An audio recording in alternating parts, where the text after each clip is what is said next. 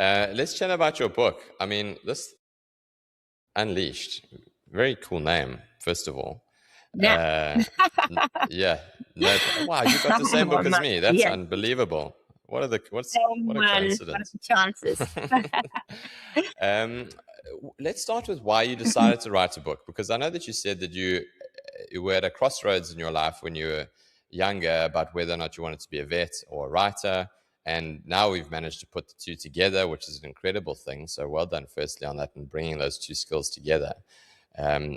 Yeah, the book is incredibly well written. So I must say, you've Thank done an you. incredible Thanks job so there. much. Why did you decide to write a book? Let's start there. So I had moved to Dubai, and it was around COVID time, and I had my first child in Dubai, and it was quite a lonely time because I wasn't yet registered to work, and I was still kind of struggling to find my feet and make friends. And I find, well, for me, when I first became a mom, it's easy to kind of lose that sense of yourself a little bit. So new country, no family and support around, and it was a tricky time. And I decided to just start writing because I've always loved it. And I initially just started entering competitions to see how that went. And I found this website with all these competitions all over the world, and they weren't that expensive to enter, and some of the prize monies were really good. So I sort of set myself like a test kind of to see if I entered as much as I could for a year, just had fun with it and see if anything came back and maybe it would be worth pursuing. So actually, the first competition that I entered was the biggest prize money that I could even find at that time. It just happened to be the one that was happening then. And it was called the Mogford Prize, and it was judged by Michael Morpurgo and someone called Andy Oliver. And it was for £10,000, which was crazy. It was just like a 2,000 word story or something. So I just thought, let me just do it for fun. And I wrote a story which I really enjoyed, but didn't expect anything to happen.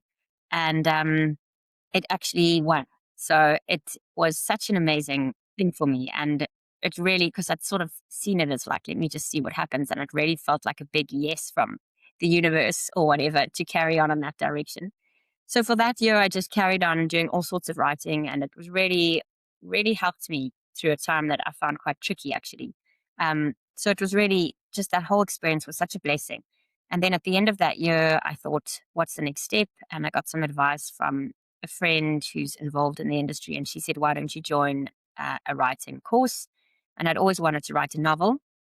So I found Mike Nicol, who does writing courses in South Africa. He's a very prolific writer, and his fiction class was closed. So I ended up doing the nonfiction. And it was just really to do the class. I was just having fun with it and writing about vet stories. And then Mike said, there's a book here and you need to carry on. So I joined his masterclass, which is where you have to submit, I think it was 8,000 words every 6 weeks. A book Mm-hmm. is in the region of 60 to 80,000 words generally. Mm-hmm. Mine ended up being a little bit more than that. But yeah, so I was just kind of doing it to learn, and I did learn so much. I really enjoyed writing the book, but I really didn't think that anyone would be that interested in it. And I didn't really think that it would be published, but it was kind of something I was doing. And yeah, then it kind of started coming together more and more, and Mike was really encouraging, and had a couple of rejections. Um, I tried to approach some overseas agents, and one actually approached me out of the blue as well, and I was quite excited for a time, but then it was a bit of a roller coaster with that, ups and downs. And then as soon as I kind of started applying for publishers in South Africa, things were really positive actually. And Pam Macmillan took it on, and they are one of the big 5 publishers in the world. So it's really been like just the most exciting, fun blessing, to be honest. Gee, It's been a that's great journey. unbelievable. Wow. I can imagine Yeah, it so must be quite a challenge getting your book published, though.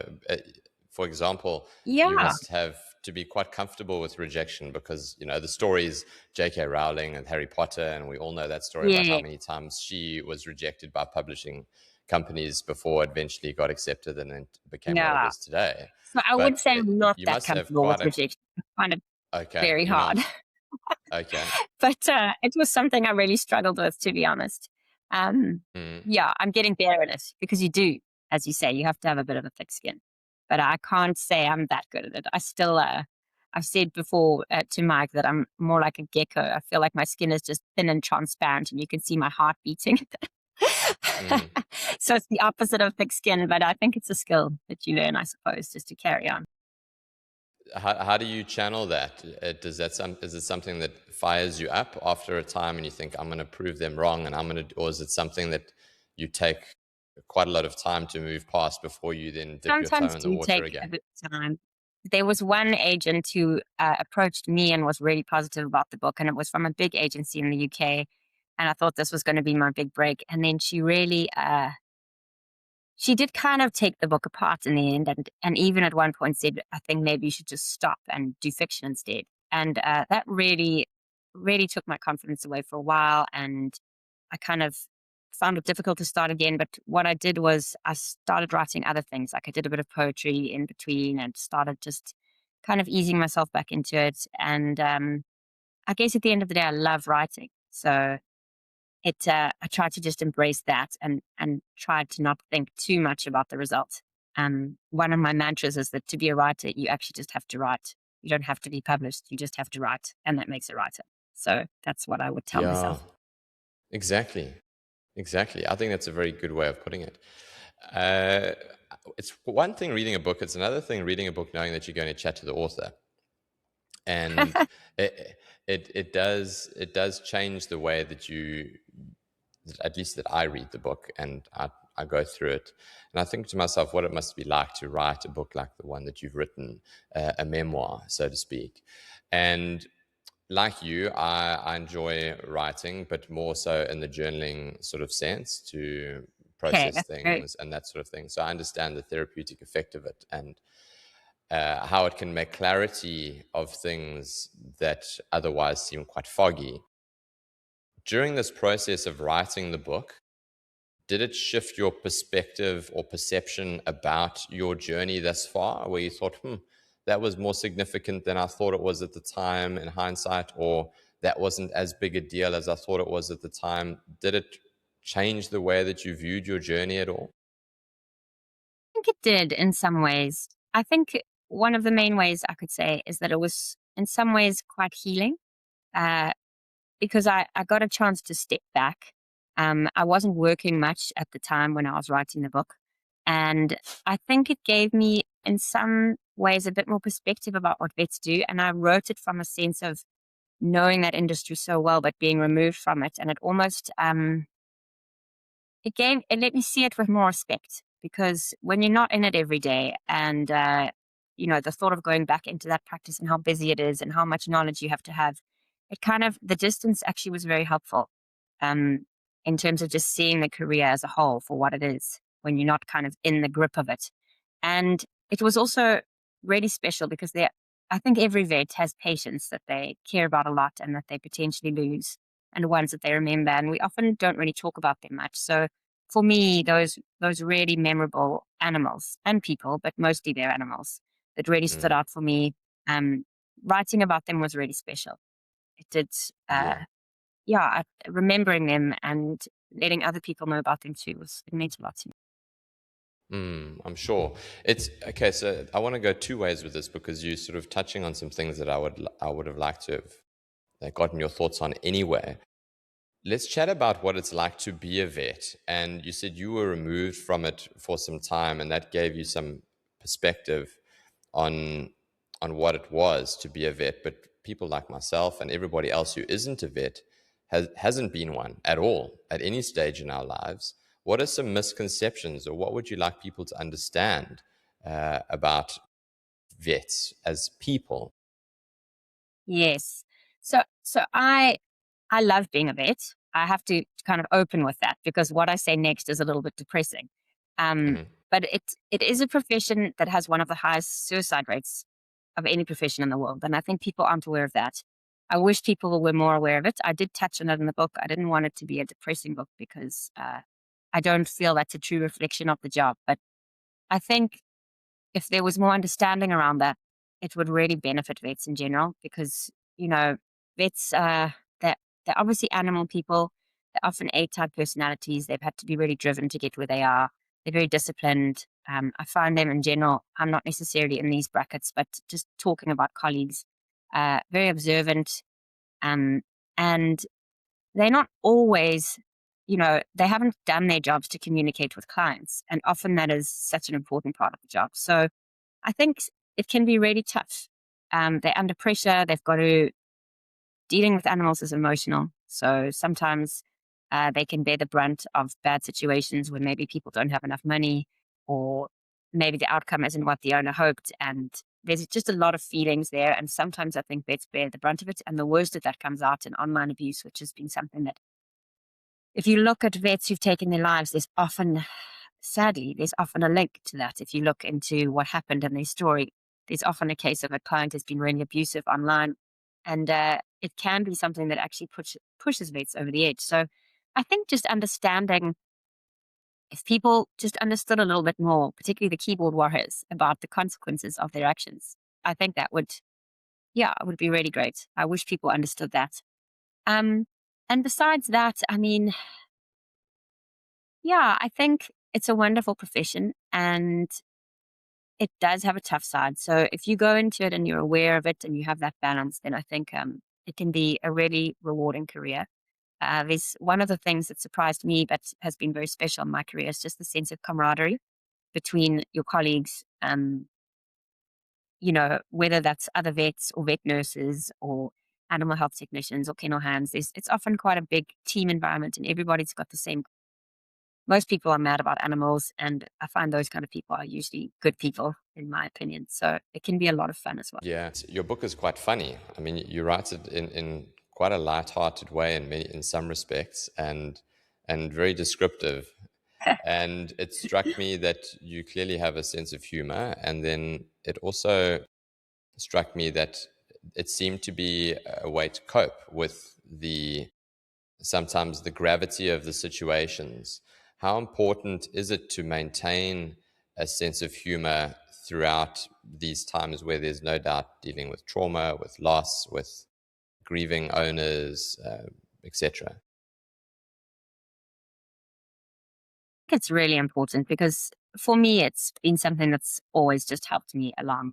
Um, because it can be a really devastating career and job, and it can be really hard sometimes. And of course, we care about the animals tremendously, and we care about the clients and the people and the owners too. So, you know, animals don't live as long as people do. And so we are dealing with euthanasias and things like that quite a lot.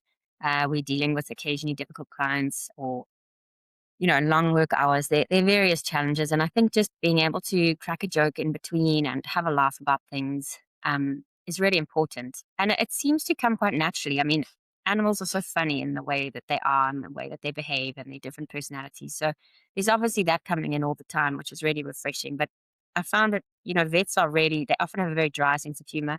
And in my experience, a lot of vets, there's quite a lot of fun as well.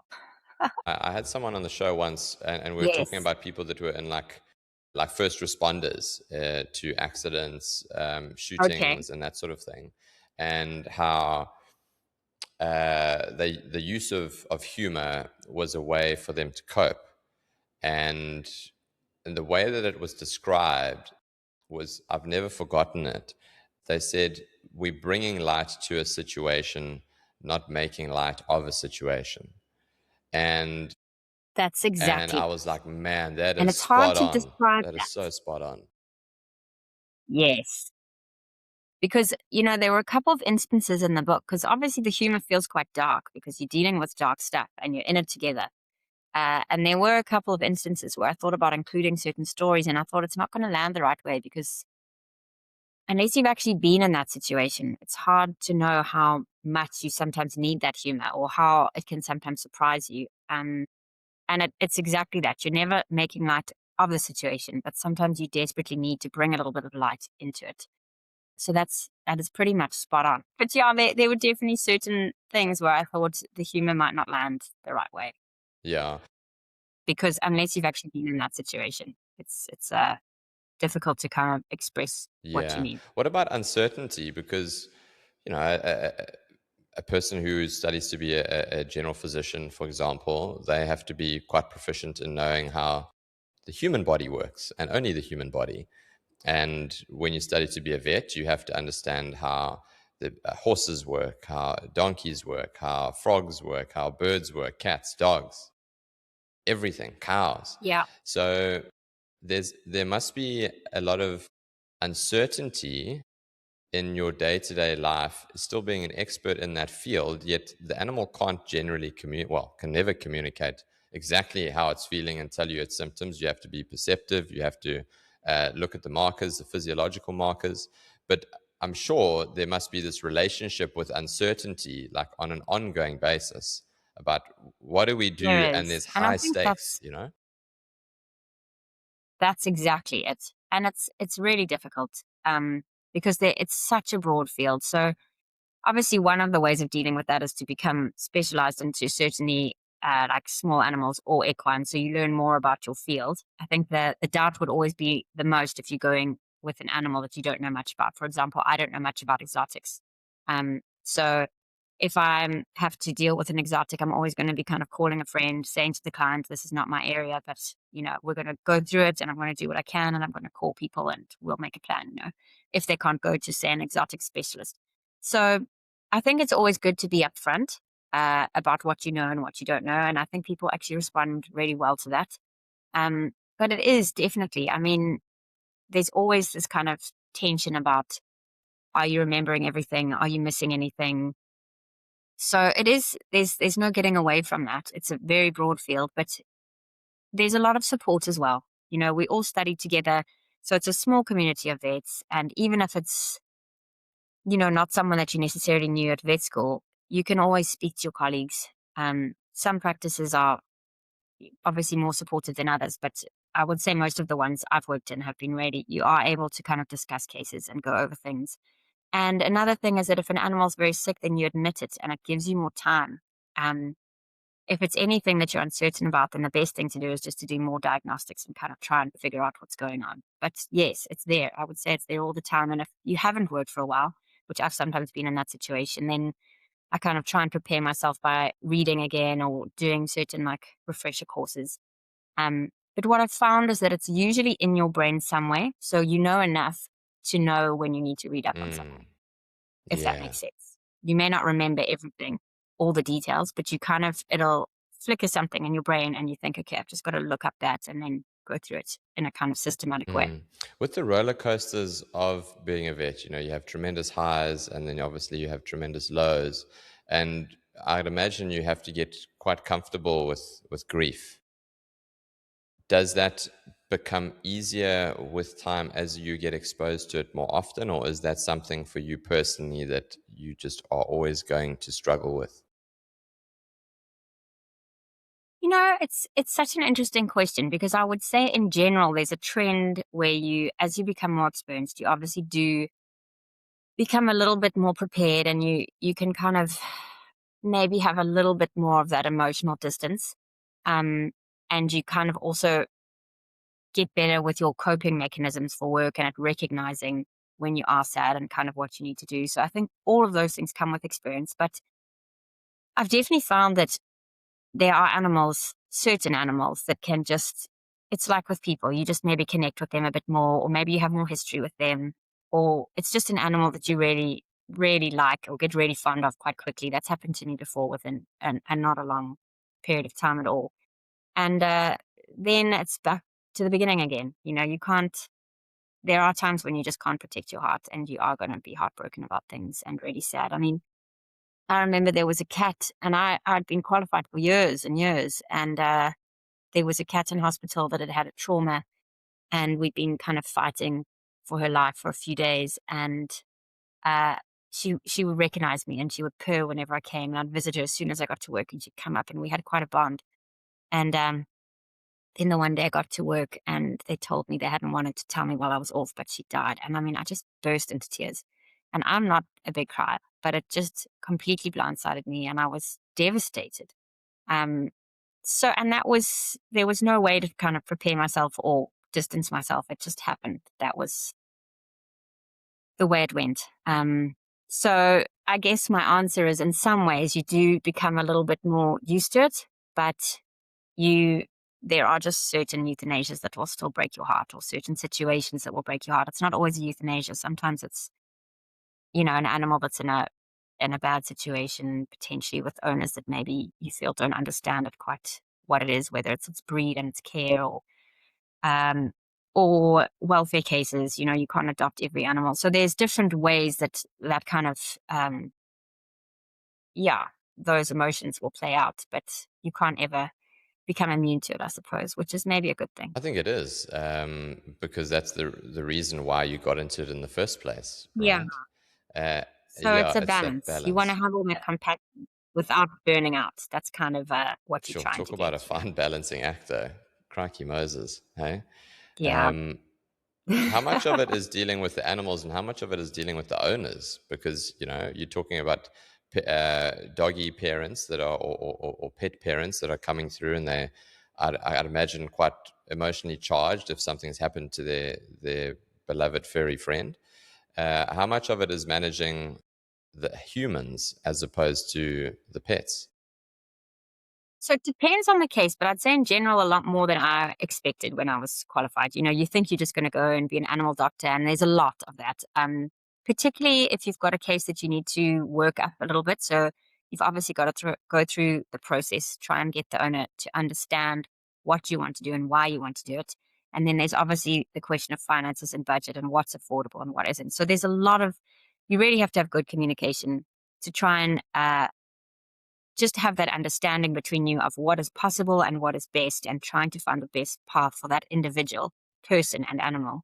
Um, so there's a lot of communication, a huge amount. But then when the animal's in hospital and you're doing everything, then obviously it's more about the animal. So there's certain vets that prefer doing, say, surgery to consultations, because then they have much more animal Mm, time. So the shifts will vary. There's hospital shifts where you're working with the animals that are in hospital and doing surgery, and that tends to be often quite a favorite among vets. And then consults generally are less popular, because that's when you're having to deal with all those kind of interactions that can be quite tricky sometimes.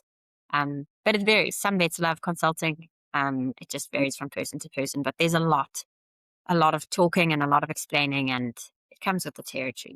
yeah.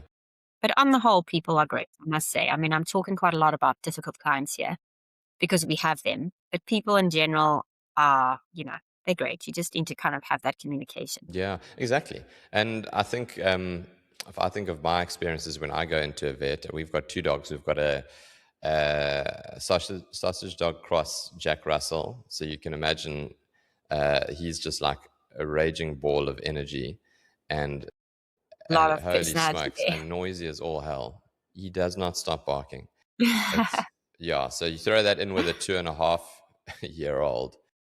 Yo, Wow. and It's busy. he'll decide, okay, now it's time to play with my ball, and he'll go and he'll find his ball, and he'll sit there with his ball outside, and he will bark incessantly, and he'll bark for half an hour if he has to, until you go, and then you get the It's ball, and hilarious. then you throw it, and then he'll bark again until he's decided that he's had enough, of the ball. Yeah, The game yeah, is but it over. like happens That is so completely on funny. his terms, Little dogs, and he is so loud. they know what they He's want. so loud. Yeah, but I'm just so grateful that Grace and our son has been able to grow up with animals in the household from the start, because he refers to them. He says, "Where's Ollie, my doggy, and where's Pippa, my doggy?" Pippa Oh, is the little Yorkie, and she will find a hole and squeeze through any fence, and then before you know it, we get a picture from the neighbors, or from, we live in a complex, to be like, she's she's gone out wandering. Yeah. again, and Okay. yeah, and she's just she just tears up and down and has her own little personality. She, funnily enough, Great. But it's so good for kids. yeah, it is, and look, it's been a There's even been studies about allergies, I think. I don't know if you've seen any of them, no, but they really, to have kids to have different animals at a young age is like really good for their immune system and all that kind of stuff as really, well. eh? I didn't realize that.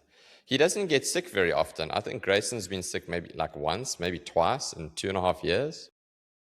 Wow, Yeah. that's I don't amazing. know why. Maybe that's contributing to it. That's a good point. I don't know. Um, but yeah, it's really cool to have them all there and to have him grow up with that. But going back to when I take them to the vets, often there's like a delay, and you get there and you really take them for their jawers, Yes. and there's been an emergency, and there's been a this or that, and you sort of waiting there, and it's half an hour goes by, and I'm always quite mindful of trying not to be rude or impatient when it is my turn to go. So Well, yeah, thanks, because it is frustrating.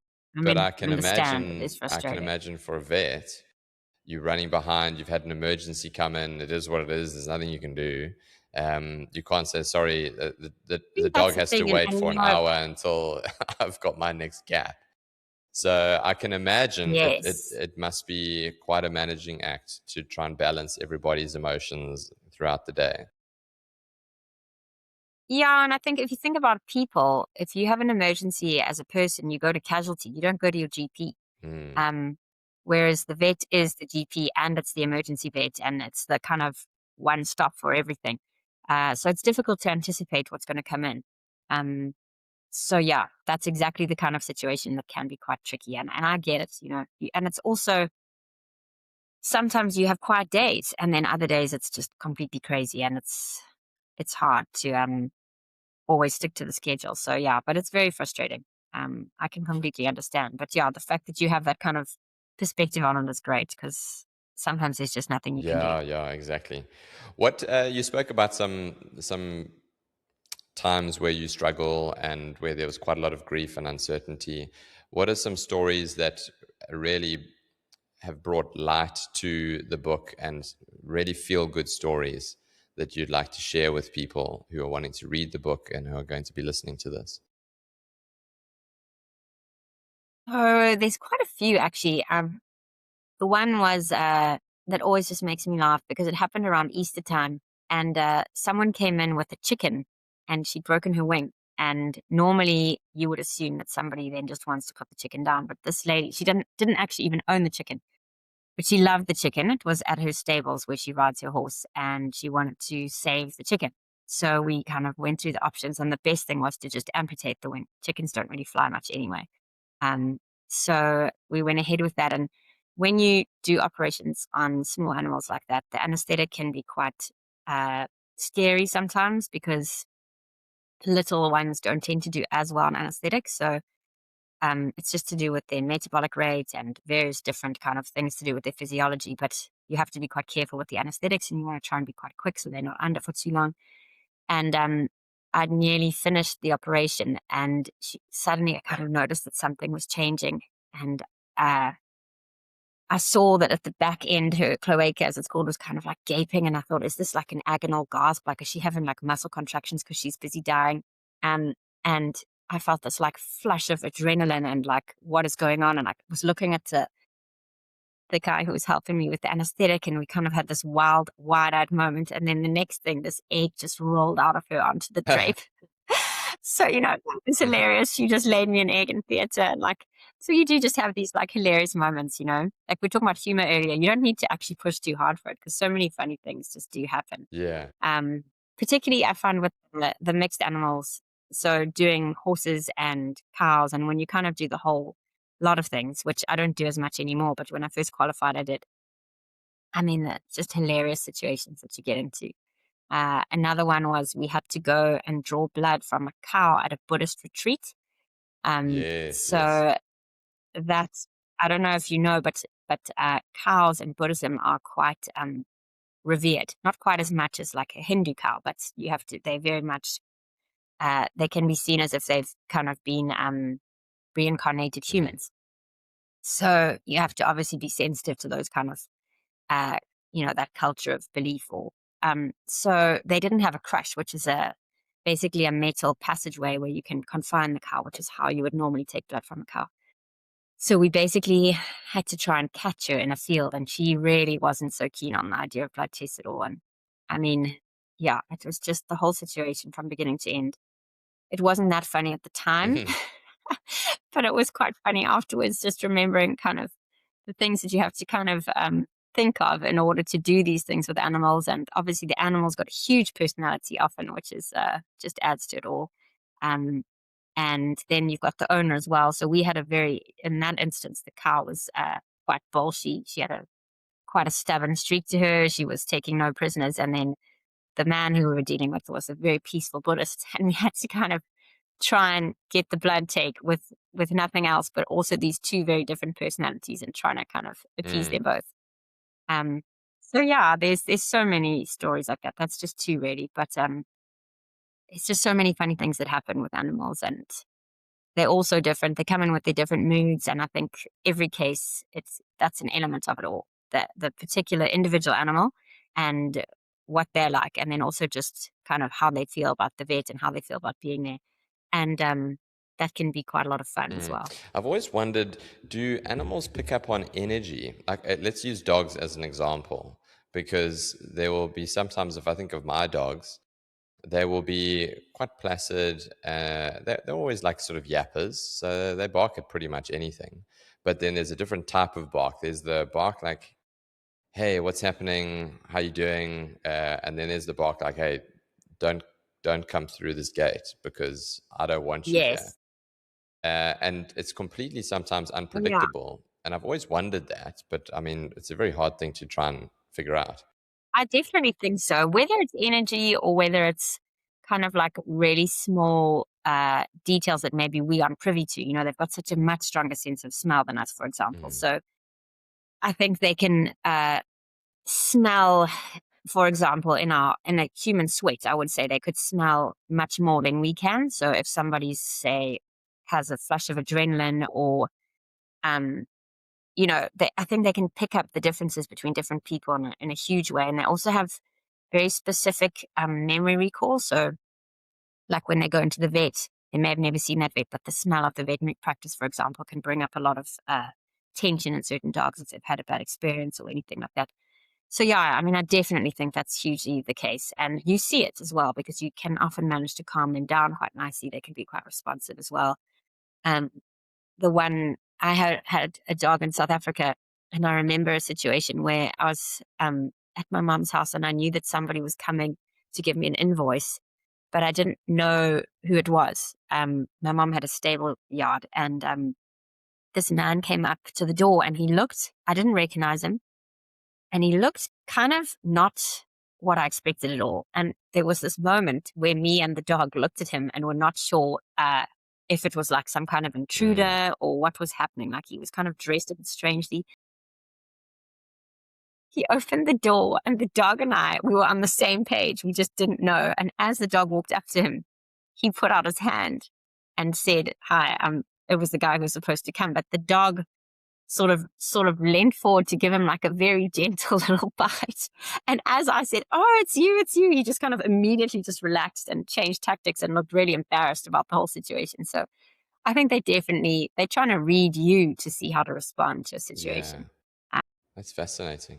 And so for sure, I think. And with horses, you can feel it immensely. I mean, I don't know why it feels so powerful with horses, but if you are riding a horse regularly, you're so sensitive to each other and each other's moods.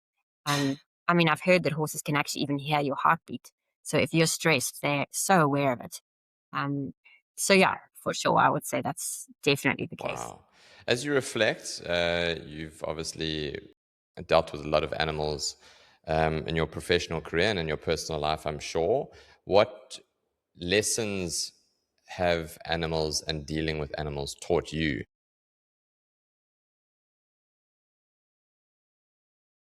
That's a good question. I mean, I suppose animals are just really good at being present. That's one of the main things that Mm, comes to mind. And I would say from dogs, I hate to say to put this to dogs, but dogs have a way of really kind of like sniffing out the joy of life, I would say. They really do. I think there's so much to learn from dogs and just kind of the purity of them and how much they love their owners, you know. So there's different lessons, I suppose, from different animals. But yeah, I think that we have so much to learn from them and they really deserve our respect, I think. I'm one of those people who will say that I think animals are better than people in a lot of ways. And I think actually quite a few people feel that way.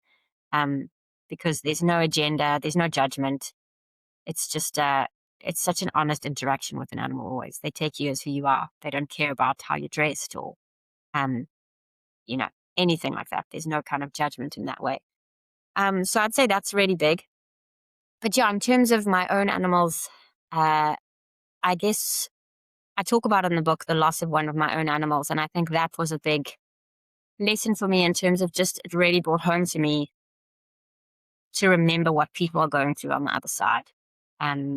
Because I deal with euthanasia all the time, and when it was one of my own pets, it was so much, even as a vet, so much more difficult than I kind of anticipated it would be. I almost found myself unable to face it at Mm, all.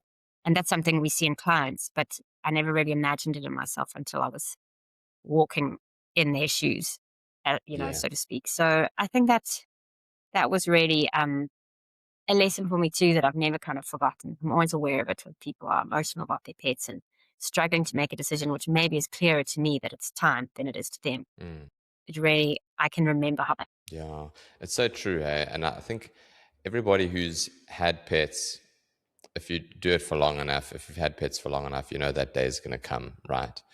Um, yeah, and it's something that is just, it's a very hard thing to describe, and it's a painful experience, but at the same time, you always look back on it fondly, and the time that you got to spend with that animal. Otherwise, people would have a pet once and then they just wouldn't have one again because they'd just be like, oh, it was just too painful.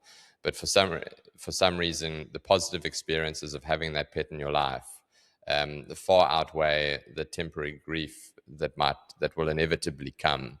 So yeah, I fully agree with what you're saying. I think that's one of the kind of themes of the book as well. Is I kind of go into and it became more apparent to me as I wrote it, but just uh, how much animals do enrich our lives. I mean, that was a major theme. It looked at kind of the relationship between people and their pets because it's something we get to see in quite a vulnerable space often. Um, and it's just amazing sometimes seeing the trust and the understanding between a person and their animal.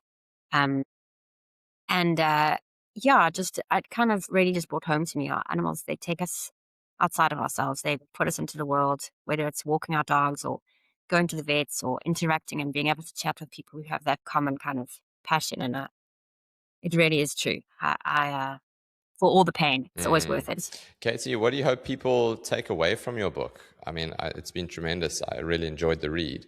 What do you hope? Yeah, my Yeah. pleasure. What do you hope people take away from the book when they read it? I hope that it kind of lends a bit of understanding to what goes on behind the consultation room doors with people and with vets. I hope that they can see that vets really do have their animals' best interests at heart, and to sort of maybe understand a little bit more of the struggles, but also to be able to kind of appreciate the joy that animals bring us. Because it was about being a vet, but it was also kind of, I wanted it to be a celebration of the relationship between people and animals. And I think that was, I hope that that's kind of what the book achieved. Mm. Well, I think you're spot on. I think you really are. There was a nice. It had particularly in the beginning when you were talking about your studies and honest to poet and all of that. It almost had like a South African vet Hogwarts sort of a vibe. You know, Yes. I don't know how else to explain it. It was like this, like sort of. That's Do you know exactly what I mean? it's just like this magical Yeah, place. yeah, yeah, yeah. Yeah, So I it's do. definitely something that I was quite conscious of, particularly in the beginning of the book, as you were describing everything that went on there, and your days at varsity, and it was like this Yeah. sort of little society, this little closed society, this little corner of the planet that is just very unique, and Yeah. yeah. So I think you've done a And it's fantastic very job. special having Hmm. studied there. When you work kind of in South Africa as a vet, it's definitely, you can feel that kind of unity that we all went through that school, you Yeah, know. that's the thing. We had those, whether it was 20 years previously or, a few years after you, we kind of, there's a real sense of like togetherness, I guess. And maybe that's why South African vets in general support each other so much. Because I've worked in different countries and I've found that, not always, of course, but I really have found that there's a lot of cohesion between clinics, and you can phone someone who's specialized and they'll offer you advice and be really generous with their knowledge. And I don't know if it's from having studied in the same place or whether South Africans are just awesome. I think it's probably both. Could be Yeah, that yeah, it's too. probably both. Yeah. Because, I really have found that in the UK and certainly in Dubai, there's Dubai and the Middle East, there's much less crossover between practices. It's really difficult to kind of get advice from outside of your practice, um, which makes referrals and all those kind of things a bit more difficult. But South Africa's great about. Wonderful, wonderful. Caitlin, if people want to find the book, if they want to follow your journey, where can we direct them?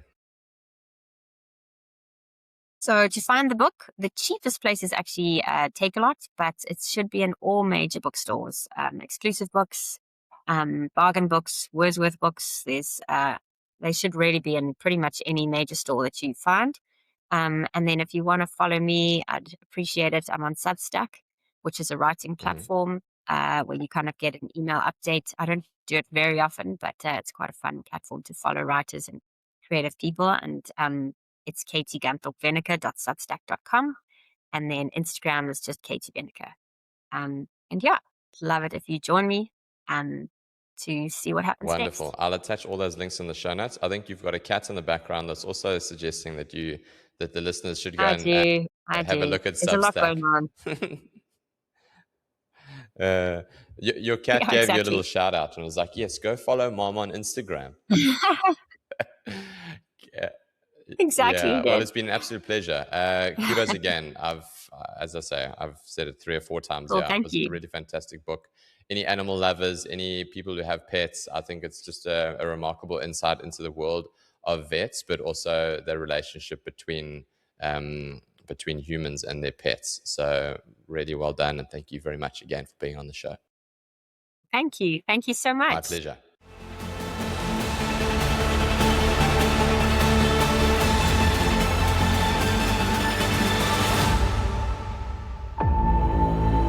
Hey everyone. A huge amount of work and effort goes into producing this podcast, whether it's from the research going into the episode, whether it's finding the guests coming to the location, or them being online, to producing the content, edited and putting it in a format that is conducive to your ears and your eyes.